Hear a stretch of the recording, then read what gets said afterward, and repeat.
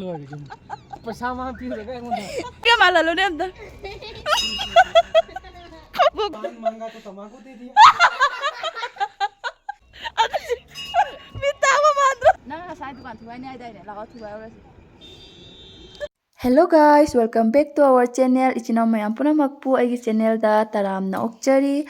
Adum mayam hojik se ko morning gi breakfast tawge aina yerum hawi ne bako. Ado chi chaba loraga aiga khoi daga se bank ta chattori ni thaba amagi adum mayam video se makha ta neng minarasi ko. Ta ton thene na ayok ke breakfast tawgi dore. Aina thumga matum moina hapjali duna.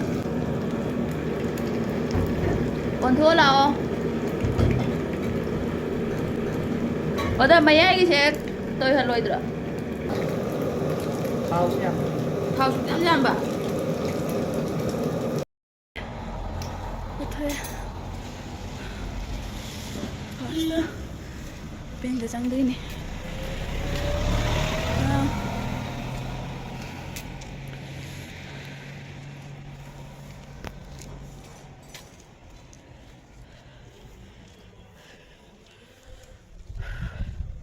Nang tanah ba nen wa hare boy di. Nang tanah ba em wa ba. Khoi ngai chalu ba do. Tawangi market ba no rame ba. Adu ya khoi tanah ba. Wa. Masina mai po na matam promote. Kai dai ba khang de. Masak si harau ba hai jada ba meni. Isau ta sana. Chali ma. Ha. Matu lai kai na.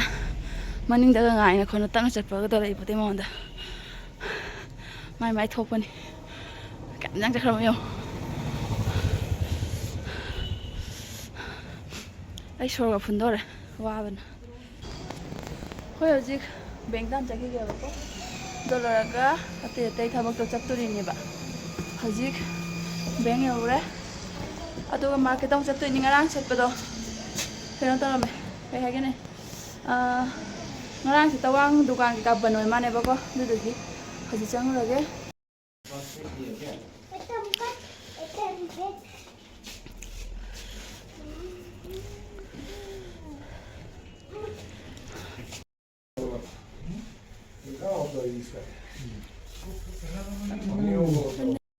mola lawna broda hane ukha mola lawna broda dena single wala. Ya, piro enggak? Hadi faje dubu kuina chaloi kai gini. Single dena hi. Kitna hai ye भैया? 120. Tangi. Oda khara kan lau ba ma lau ga lore ke am style ma thau tai no. Se ya. Join lau zara ke me am. Patila dena dakkan wala. Jam lai duri machine pa le. Ma lak so dei di sum ba lai ba hai te ba ya. Cái đầu tiên cái bát lạt nè, cái đầu tiên cái năng xí lại xí lại xí, tan re lại uno cái đầu tiên, Patla नहीं इसे तो. ये किसे पे इसका वाला? mamang da akhoi dalak matam da ko kaino lai ba, table amaga chiani ga lai ba, chiara maga dori, hilta mamang da mai tik matam da.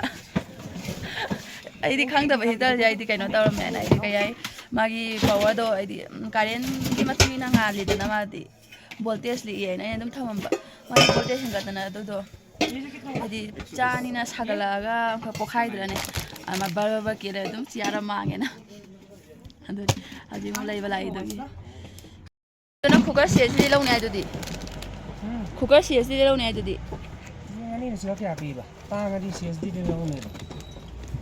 Đấy.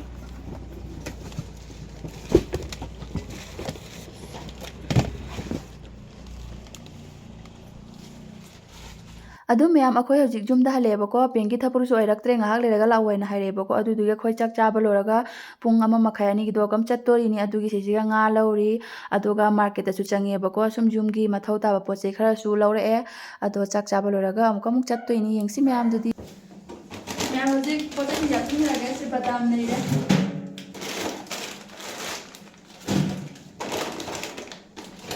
uchi na yadre akhoi yum je uchi na thang do re Siga thao leire thao. Mari ni ko porido. Chocolate ka popcorn ka. Kung ba ni ka na.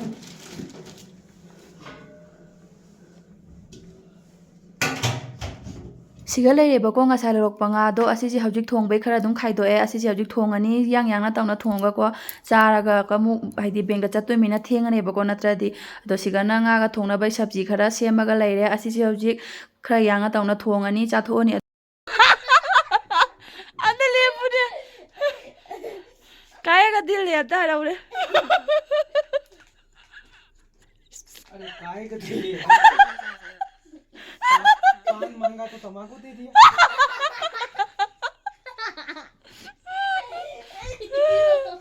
Saksiya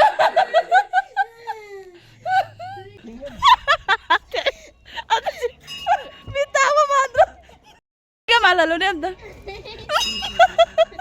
Kapugay tayo Mayam noon bagini ko Majaga Oda, nanging gari saw ni yamtang Soy siya Nang gari yamtang saw ba Wow कहीं ना दुकान चलो लो चलो Nang kasay dukan tuway niya ay day Lakaw tuway oras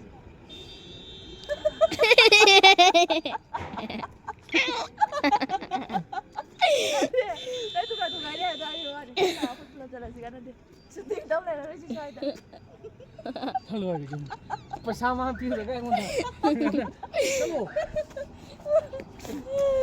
Chalo rab cha Hagi video sa nami siya ko Mak siya kara Yam nokning mani ba kamra Haidi nongan ning basu sawa nga mani Nongan ning da basu haidi Kamay haidi no Thok mo wari wati wala nga Yam nami ka siya ko video hen mo Yam nokning ba do su uway bani ba ko Aday di amu mo mana sawra di Video ka nanding di ay do ni Ado na ina sum Vlog ay ba do ka mati adum hapchaling ni ba Ado akhoi Mununa nausana nga say akhoi dagi balance hapagi ne Peno chalu ba paisa pirame ba Do ngare hapagi do hapagri ba Ado dogi akhoi hoji balance hapagi la ini ba Ado hoji halani akhoi dahan gra matung ai se tawni kem leitre aduna asiga akhoi ga leimina ba ko moi da oin lae Ato moi sisiga haidi kaino tawe ba akhoi aidi mai haini siga settle oi ba dune ba moi hina mu ko